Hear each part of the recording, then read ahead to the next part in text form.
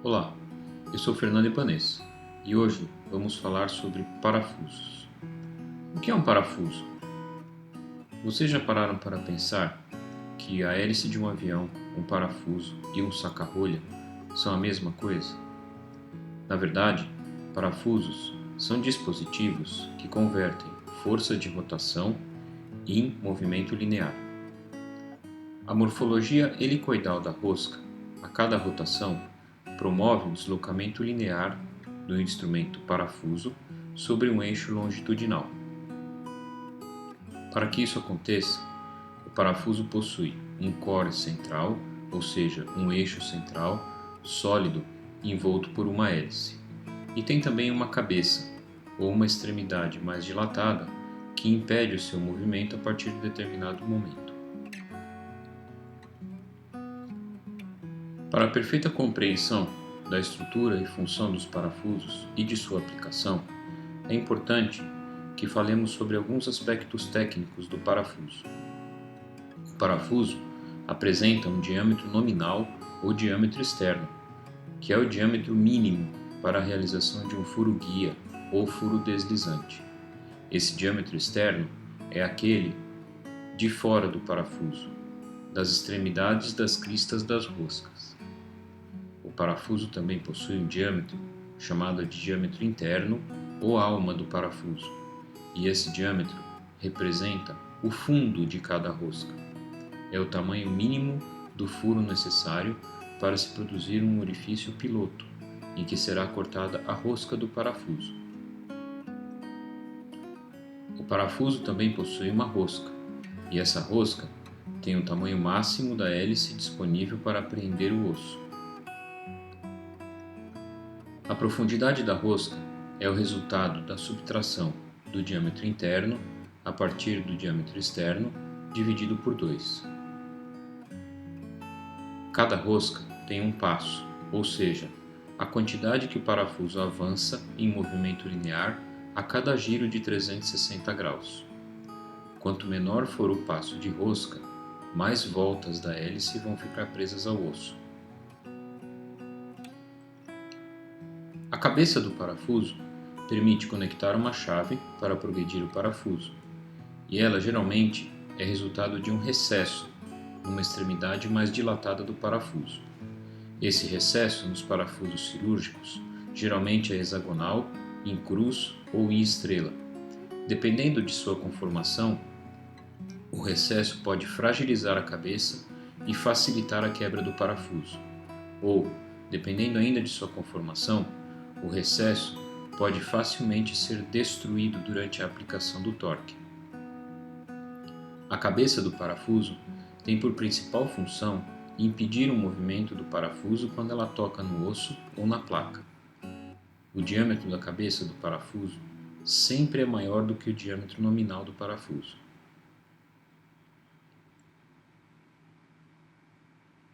A inserção do parafuso representa o ato de aplicar um material duro sobre um material pouco complacente, no caso, o osso cortical.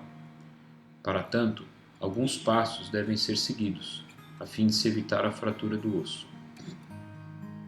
O parafuso pega a rosca, ou a rosca do parafuso é desenhada no osso a partir de um furo piloto, e esse furo piloto tem o mesmo diâmetro do diâmetro interno do parafuso. Lembre-se que o diâmetro interno do parafuso é aquele que corresponde aos fundos de cada rosca. Se a cabeça do parafuso é planejada para tocar o osso, então é importante o escariamento do osso. O escariamento é escavar no osso cortical um formato semelhante ao da cabeça.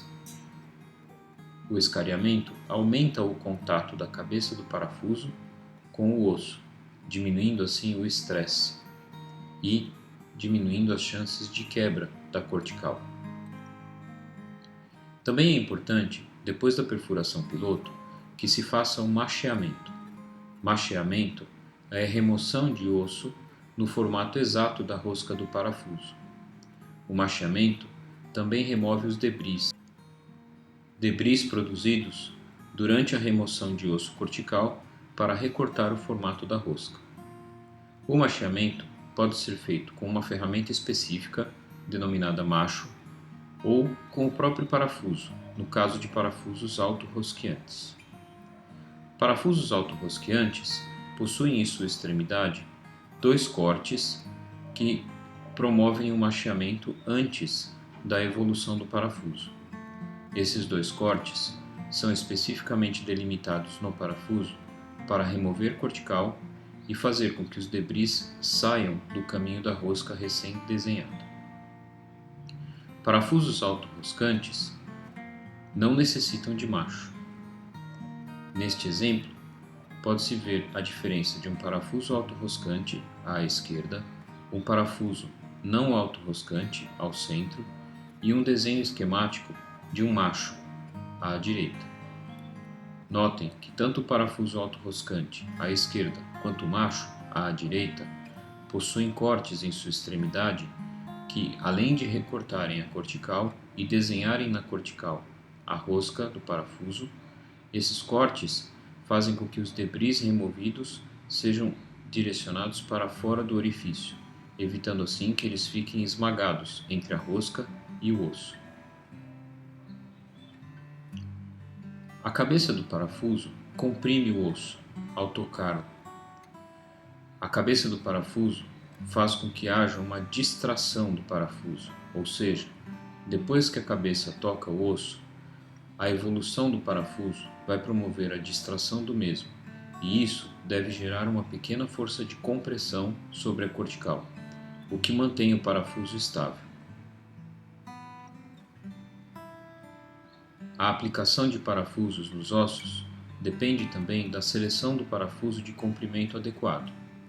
Para parafusos convencionais, ou seja, aqueles que não são autorroscantes, a ponta do parafuso deve projetar-se um pouco além da cortical mais distante. As duas corticais atravessadas por um parafuso são denominadas de cortical cis, aquela que vai ficar próxima à cabeça do parafuso, e cortical trans, aquela que vai ficar distante da cabeça do parafuso. Assim, o parafuso convencional, de comprimento ideal, deve projetar-se um pouco além da cortical trans. Um pouco além é bem subjetivo. Assim, convencionou-se que o parafuso deve ultrapassar a cortical trans por aproximadamente 2 ou 3 passos de rosca. No caso de parafusos autorrosqueantes, a ponta ativa do macho, ou seja, aquela que corta a cortical, deve ultrapassar a cortical trans completamente. Dependendo do fabricante, a ponta ativa do parafuso tem um comprimento.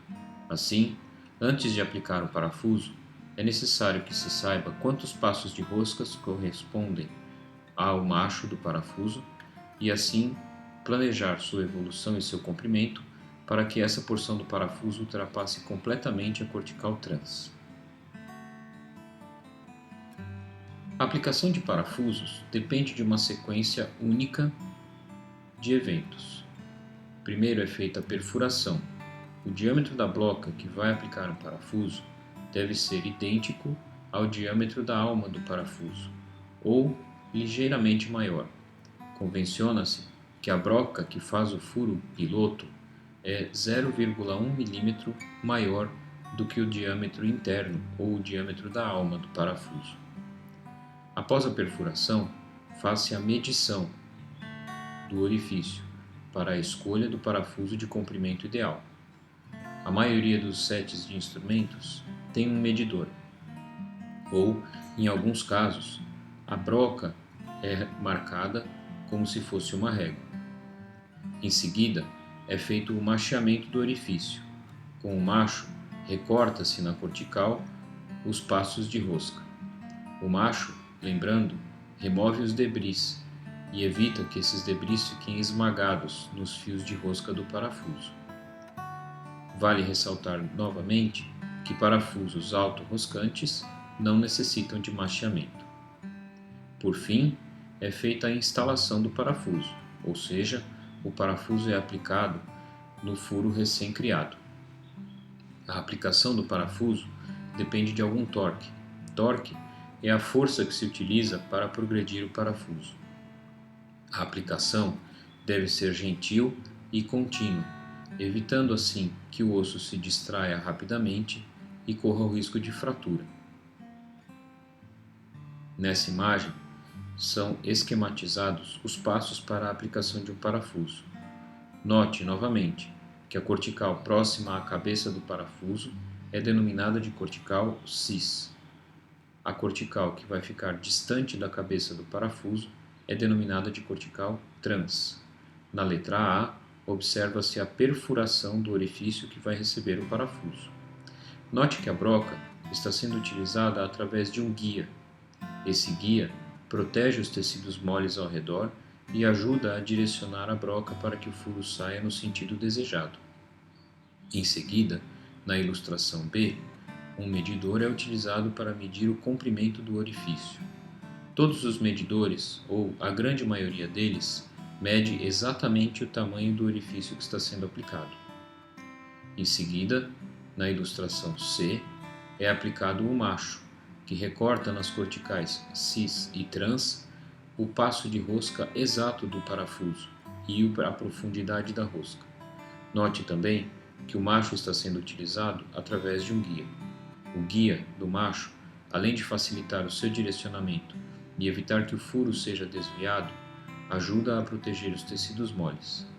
E finalmente, na ilustração D, o parafuso é aplicado com o uso da chave apropriada. Os parafusos podem ter várias funções. Os parafusos podem fixar dois fragmentos ósseos, comprimindo-os. Os parafusos podem ser utilizados para a fixação de dispositivos, como placas, hastes bloqueadas, fixadores. E o maior objetivo dos parafusos é manter o máximo contato possível entre o parafuso e o osso em que ele está aplicado. Existem dois tipos de parafuso. Parafusos com rosca para osso cortical são roscas menos profundas e de passo mais curto. E parafusos para uso em osso esponjoso são aqueles com roscas mais profundas e passos maiores. Atualmente, os parafusos para osso esponjoso estão restritos a alguns casos muito específicos da medicina humana. O que é um parafuso de compressão? O parafuso de compressão é aquele que, depois de aplicado, comprime dois fragmentos ósseos, mantendo estabilidade absoluta, ou seja, evitando que os dois fragmentos movimentem-se entre si. A cabeça do parafuso, apoiada na cortical cis, promove a tração da cortical trans pela rosca do parafuso. Para que se possa aplicar um parafuso de compressão, são necessários basicamente três eventos. Primeiro, que o parafuso passe por um orifício deslizante na cortical cis. Segundo, que o parafuso pegue rosca no segundo furo, na cortical trans. E terceiro, que a cabeça tenha contato com a cortical cis. As ilustrações ao lado mostram um furo maior, designado pelo número 1, que corresponde ao furo deslizante. Este furo, um parafuso de função compressiva, ou também chamado de parafuso leg, tem o diâmetro externo ou nominal do parafuso.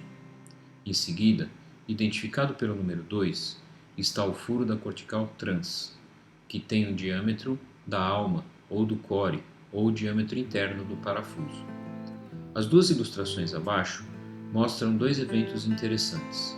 Na ilustração da esquerda, são identificadas linhas de força de um parafuso em que os dois orifícios, cis e trans, têm o diâmetro interno do parafuso, e os dois orifícios foram desenhados com rosca do parafuso. Assim, quando a cabeça toca a cortical cis, linhas de força são geradas nas corticais dos dois fragmentos ósseos. Entretanto, as linhas de força ficam restritas a cada fragmento, uma vez que não há compressão dos fragmentos, porque os dois orifícios são do mesmo tamanho. Na ilustração da direita, foi feito um furo guia ou um furo deslizante na cortical cis e um furo comum ou um furo piloto na cortical trans. Note que as linhas de força geradas quando a cabeça toca a cortical cis atravessam o foco de fratura, ou seja, a compressão acontece entre os dois fragmentos e não nos fragmentos isoladamente. A seguir, ilustraremos a técnica de instalação de um parafuso de compressão passo a passo. Primeiro, é realizado um furo guia ou deslizante na cortical cis. Esse furo tem que ter o diâmetro nominal do parafuso, o diâmetro externo. Geralmente, o furo guia deve ser direcionado perpendicular à linha da fratura. Sempre que um parafuso compressivo ou leg é aplicado, a direção do seu furo deve ser perpendicular à linha de fratura. O primeiro furo ou furo guia geralmente é realizado de fora para dentro do foco da fratura. Eventualmente, quando isso é muito difícil ou quando os fragmentos estão muito deslocados, ele pode ser feito pelo foco da fratura. Em seguida, através do furo deslizante e com um guia específico, é realizado o orifício da cortical trans, ou orifício piloto. Esse orifício tem o diâmetro da alma do parafuso, ou o diâmetro interno do parafuso.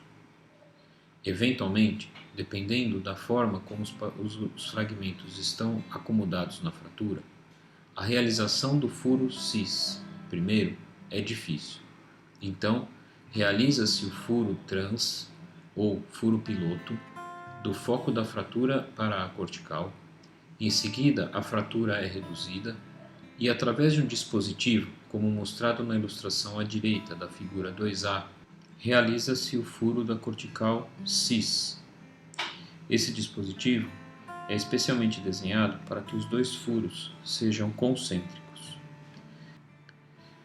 No vídeo a seguir, são ilustradas as aplicações de um parafuso com função compressiva ou leg e de um parafuso em que os dois furos, cis e trans, são feitos com o diâmetro da alma do parafuso. Repare que a aplicação do parafuso leg causa a compressão dos dois fragmentos. Esta animação ilustra a aplicação de um parafuso 4,5 mm, ou seja, é um parafuso que tem diâmetro externo ou nominal de 4,5 mm, e este parafuso possui diâmetro interno, ou sua alma, de 3,1 mm.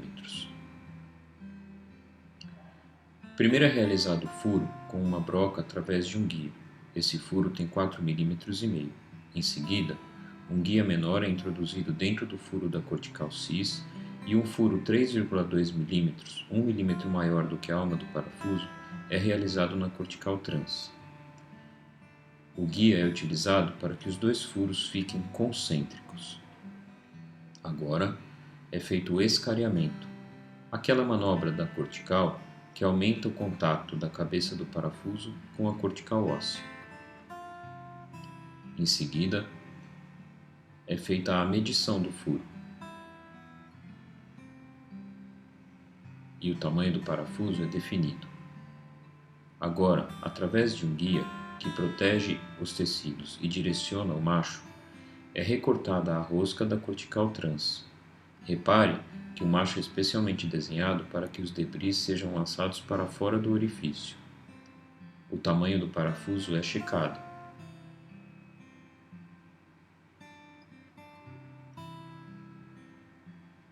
Durante a aplicação, repare que o parafuso desliza pelo furo da cortical cis. Em seguida, ele pega a rosca que foi recortada na cortical trans. Ao tocar a cortical cis, a cabeça do parafuso empurra o fragmento em direção ao fragmento da cortical trans. Isso comprime os dois fragmentos. Essa animação ilustra o deslizamento do parafuso pela cortical cis e a sua preensão na cortical trans. Quando a cabeça toca a cortical cis, o fragmento trans é tracionado e ocorre a compressão dos dois fragmentos. Agora, se não é feito um furo deslizante ou um furo guia, o parafuso desempenha sua função de rosca nas duas corticais, cis e trans. Nesse segundo exemplo, o primeiro orifício cis é realizado com uma broca 3.2 e o segundo orifício trans também. Em seguida, é feita a medição do orifício e o macheamento das duas corticais. Isso fará com que a rosca tenha apreensão na cortical nos dois segmentos, nos dois fragmentos, e não haverá compressão dos fragmentos, como poderá ser observado a seguir.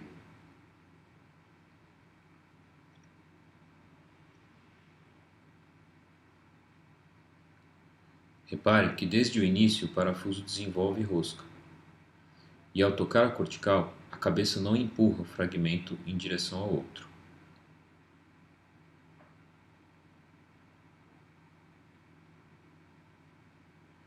A medição dos orifícios deve seguir alguns critérios e alguns cuidados têm que ser tomados, especialmente quando os orifícios são oblíquos e não perpendiculares ao eixo longo do osso. Quando um orifício é oblíquo em relação ao eixo longo do osso, serão determinados dois comprimentos de cortical, um mais longo e um mais curto. É importante que a medição do comprimento do parafuso seja realizada do lado mais longo do furo, ou o parafuso ficará curto para este orifício. Então, o ângulo correto para a medição do tamanho do parafuso é o ângulo obtuso da cortical trans.